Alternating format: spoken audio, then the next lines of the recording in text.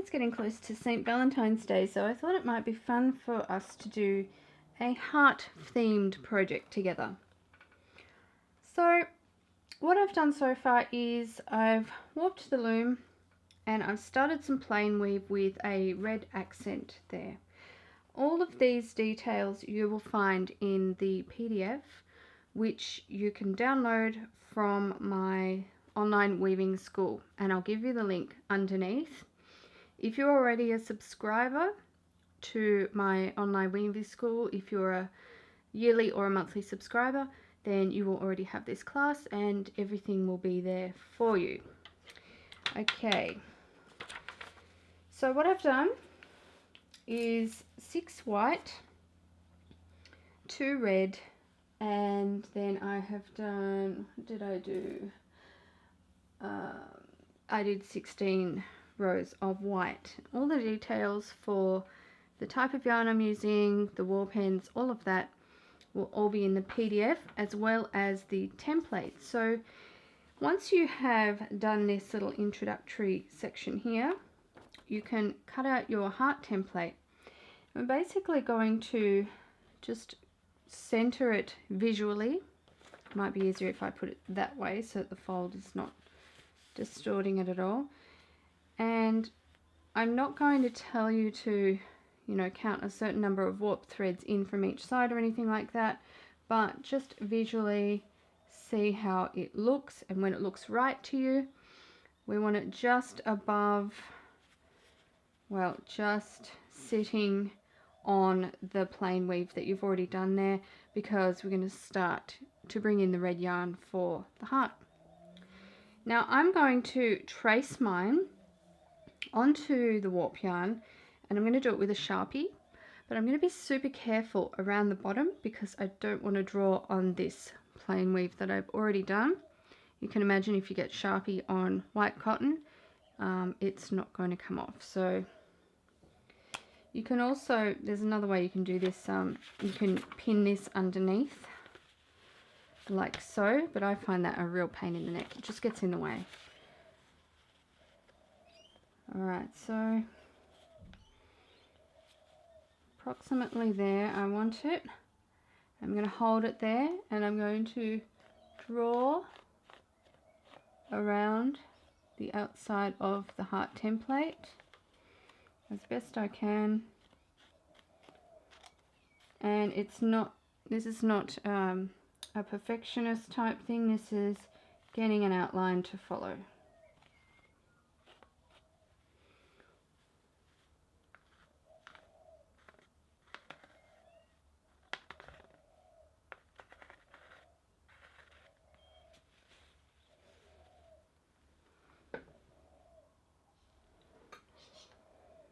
Keep going until you've gone right around. Just start little strokes is easiest. You can see mine's a bit messy over there. As I said, it doesn't have to be perfect, you just want guidelines to follow, which I now have. And I'm not drawing the point in because, as I said, it's I don't want to get any of the Sharpie on that cotton that I've already woven. So when I drew that on, my header was in neutral, but the last shed that I wove, this pick here, was the down shed. I'm going to stick it back in the down shed, and I've got a little yarn butterfly here with my red yarn, and what I want to do is come up where my heart point is going to be approximately, and bring my yarn up. Now if I want my point to be there, actually that's a little off center, I'll put it there instead. I'm going to leave a bit of a tail at the back, and I'm going to go over a couple of warp threads within that shed just to anchor that piece there. Now we're going to start on the sumac. So to do that, we go back into neutral. I work it in neutral, and I'm going to choose my exact point where I want the heart to start. And I reckon I want it to start right there. So I'm picking up that warp thread, and what I'm going to do is I'm going to lay my yarn over like so, holding on to that warp thread, and you can see that a loop has been created. I'm going to grab the rest of my yarn, my butterfly, take it underneath the warp thread and through that loop. I'm not going to pull too hard for the first one because I've got a little tail there that I don't want to pull right through. Okay, so now I've worked one loop of sumac, and I'm going to take that thread down through the back right next to where I worked it. Okay, so I'm going to change to the up shed, and I'm going to work a pick of white.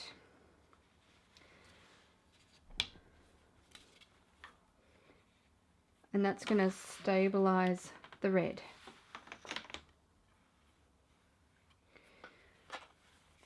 I can put my shuttle aside, and I'm going to work my next row of sumac. So I need to go into neutral.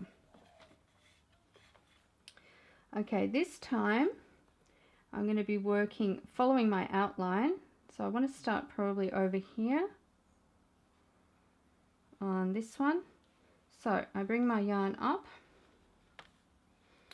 Now, you might be thinking, isn't this going to give me really long floats at the back? Yes, it is. The purpose for doing that, for coming over to the left instead of, you can work sumac from this side back to that side, but I'm working for this piece left to right the whole time because I want all of the stitches to lay the same way. If I came back the other way, they'd be laying that way. But for my heart, I want them all to lay in one direction, just because I want it to look a certain way. You could actually work it back the other way if you didn't want to have floats across the back of your work. Alright, so now we've come up next to this, to the left of this warp thread here. So I'm going to hold on to that one, and I'm going to throw my yarn over to make that loop again. Yes, and so it's sitting on top of the warp thread. Now I'm going to take it underneath and pull it through the loop.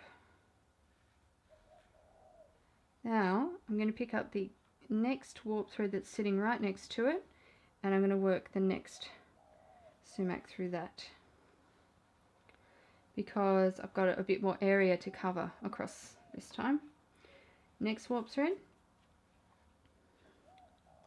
lay it across, put it underneath through the loop and pull it down. Next one,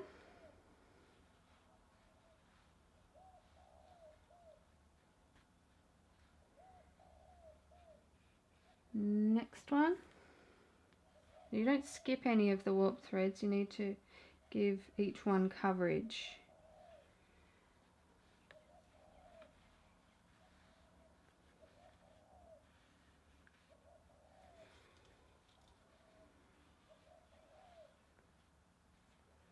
Alright, I'll make this one my last one, working to that line there.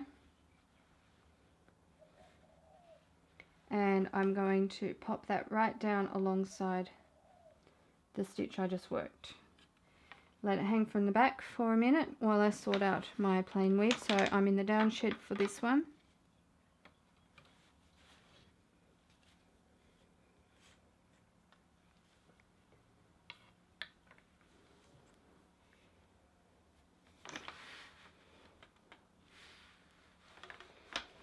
Okay, next row.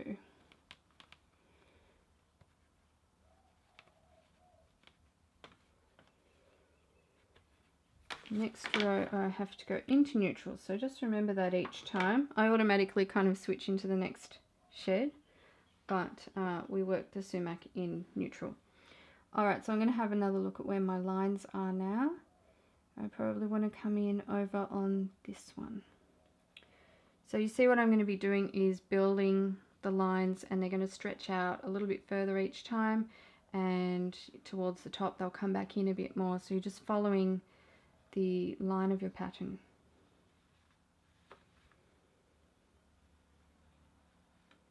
Okay, so here's my warp thread, so I'm going to lay that across, push it underneath the warp thread and through the loop. Next warp thread,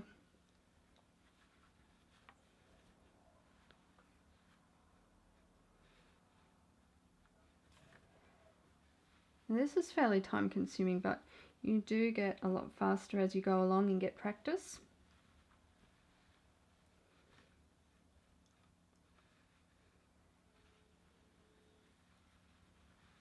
And we are working plain weave in between each row, so that kind of speeds that up a little bit too.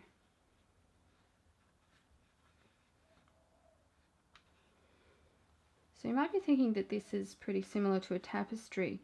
It is in some ways, but with a tapestry I would be beating it down and packing it down. This piece is going to be airy because it has the plain weave and it's got the plain weave picks in between the sumac. So it's a little bit different to tapestry. But we're using a similar technique in that we're using a template or a cartoon to weave a shape.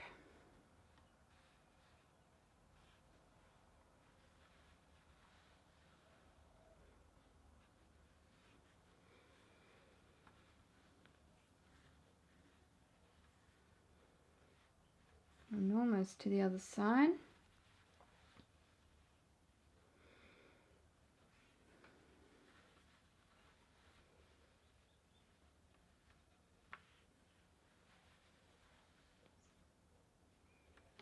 Okay, I'll make this one the last one.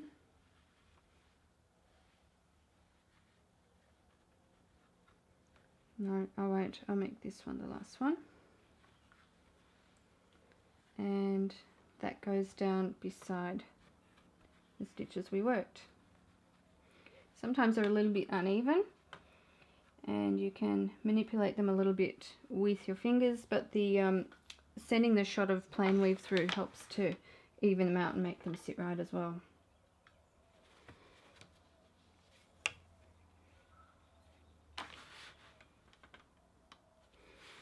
Okay, back into neutral, and then we're ready for the next row.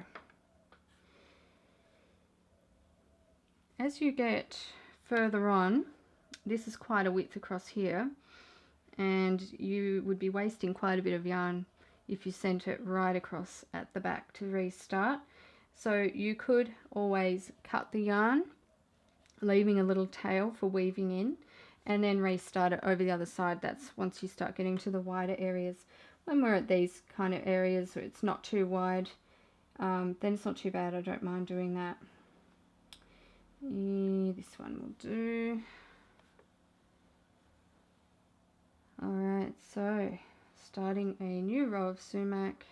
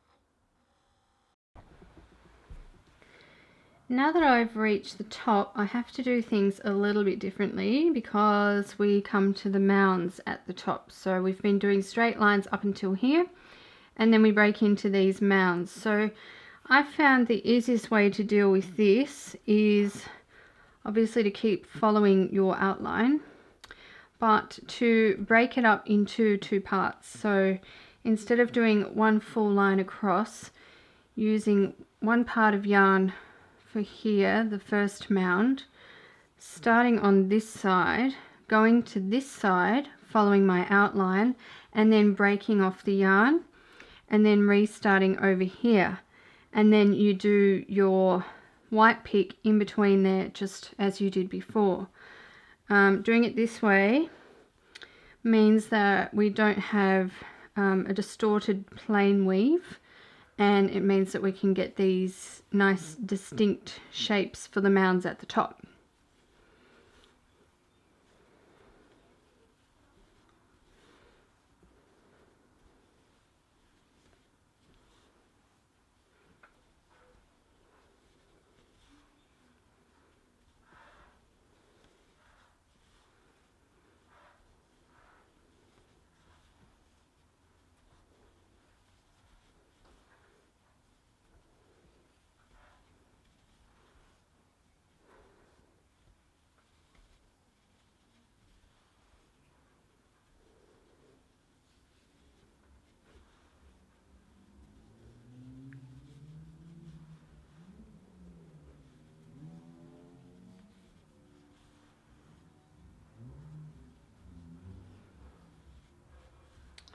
So finishing up on that one and tucking it through to the back as usual. And then depending on how long your piece of yarn is, I'm just going to cut a little bit of excess off there. And we leave that one to sit alone. And then we pick up on the other side. So still working from right to left as I was before, following your outline. I don't know if I mentioned this already, but if your outline starts to fade or you can't see it as well as you would like, you can go over it. I've actually been over mine a few times throughout this project just to make the lines a bit darker and more visible. And it's fine to do that. You just go over it with the Sharpie like you did in the beginning, with no ill effects at all.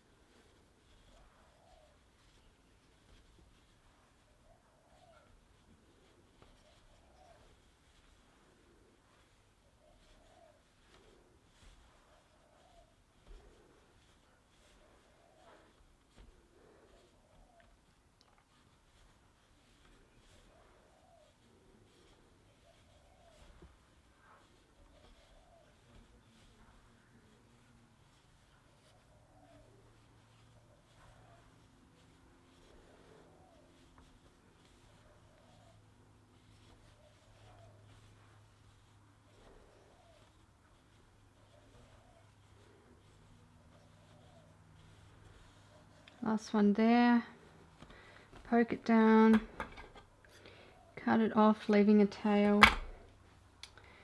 Then I can do my pick of white cotton.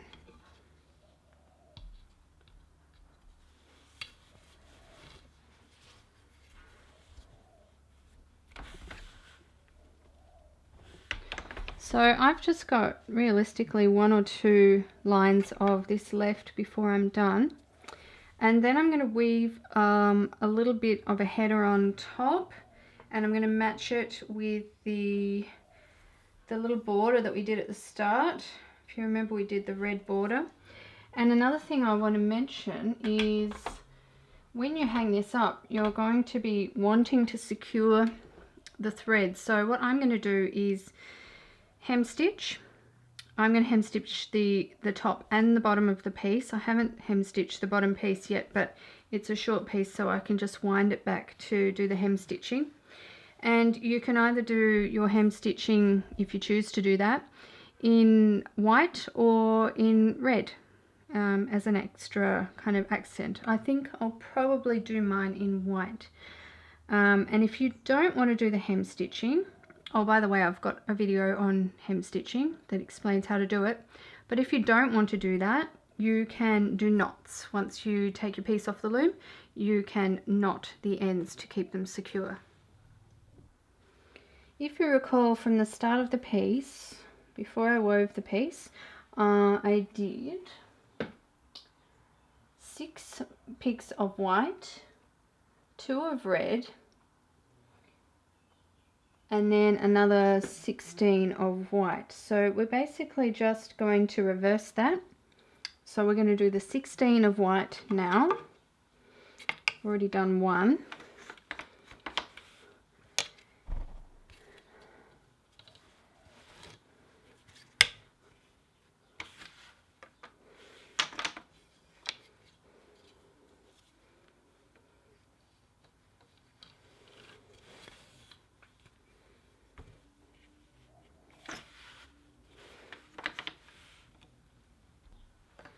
Now we can just pop through our red. I'm not going to wind a shuttle for this because it's such a small amount, so I'm just going to pass it through.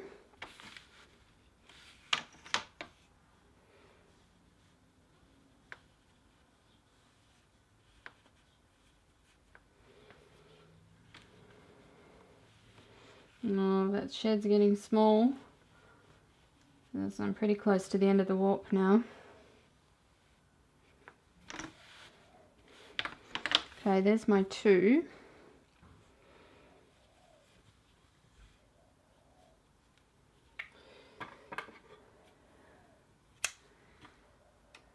And now I've just got 6 picks of white. And then I hem stitch this end, and then I'm ready to take it off the loom.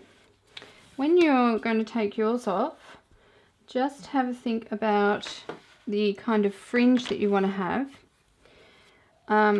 as in length. So if you're removing from the bottom and you want to have a little bit of a longer fringe perhaps, just bear that in mind when you're cutting your ends to take it off, or you may be undoing yours from the apron rod, as I will be.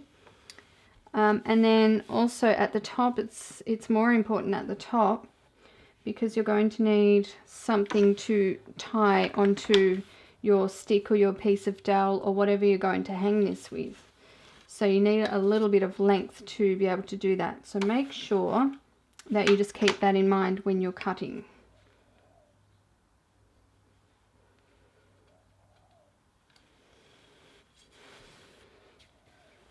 Alright,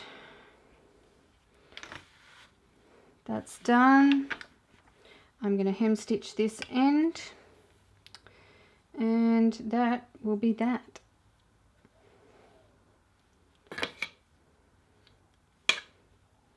Just getting my lengths of cotton that I'll need for hem stitching.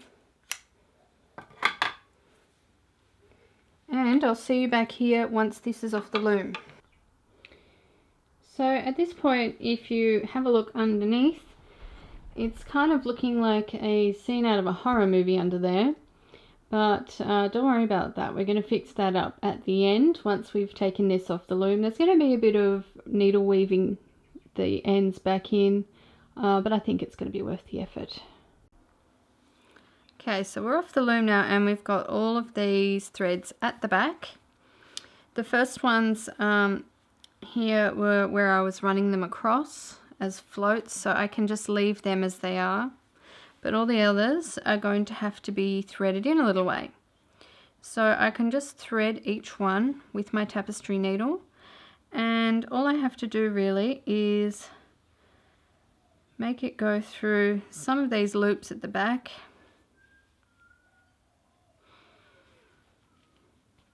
Doesn't matter if you skip some.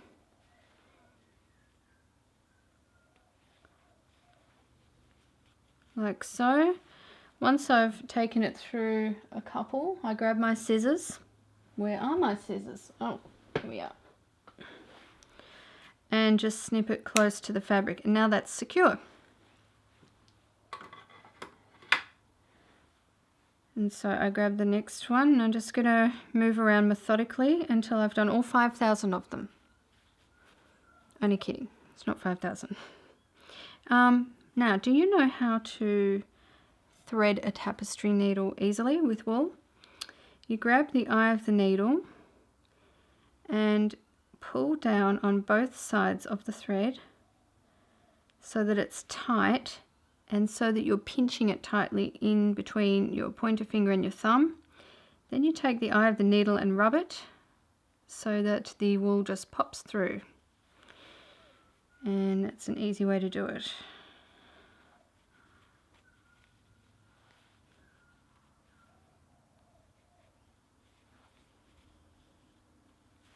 You really only need to do it for a couple of threads in, because these pieces, it's not like they're going to be worn or washed. It's going to be a wall hanging, so it doesn't need to stand up to vigorous treatment.